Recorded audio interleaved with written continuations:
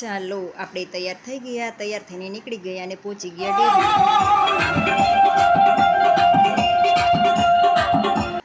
ફાટક બંધ હતી એટલે જો તમે બહુ જ ભીડ છે.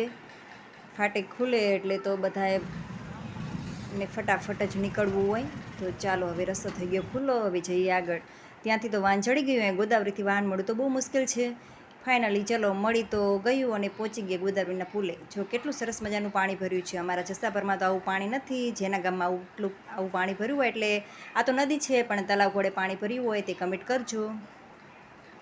અને ચાલો તો પહોંચી ગયા આપણે દીક્ષરના પાટીએ. તો તમે જોઈ શકો છો દીક્ષર ઉતરી ગયા છીએ અને આ છે દાણાવાડાનો રસ્તો. દાણાવાડા તો અહીંથી ઘણું દૂર થાય હાલીને જઈએ તો. અને આ છે દીક્ષરનો અને આ સુરેન્દ્રનગરનો.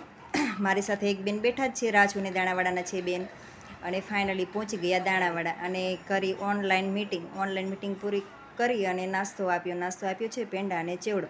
કેમ કે શ્રાવણ મહિનામાં કોઈ વાર રહેતા હોય એટલા માટે નાસ્તો તો પેંડા કેવડો આપ્યો છે. અને નાસ્તો કરીને હવે બહાર નીકળ્યા. તો સામે છે દાણાવાડાની સ્કૂલ. અમારે જવાનું છે એક બેનના ઘરે એટલે અમે બધા બહેનો નીકળ્યા છીએ. તો ચાલતા ચાલતા જઈએ છીએ. જો સામે દાણાવાડાના બે બહેનો પણ આવે છે અને આ બે છોકરીઓ જાય છે સ્કૂલે.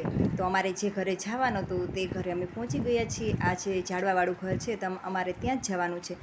ત્યાં જઈને અને મિટિંગ થઈ ગઈ પૂરી. હવે આ છે તળાવના કાંઠે વડ અને પાણીની ટાંકી. તો તમને અમે મળીશું હવે આવતા મહિનામાં. અને પહોંચી ગયા. ટ્રેન આવે છે એટલે ફાટક છે બંધ. ફાટક ખુલે ટ્રેન જાય અને ફાટક ખુલે એટલે આપણે જઈશું ઘરે. અને ચાલો હવે મળીએ બીજા વિડીયોમાં.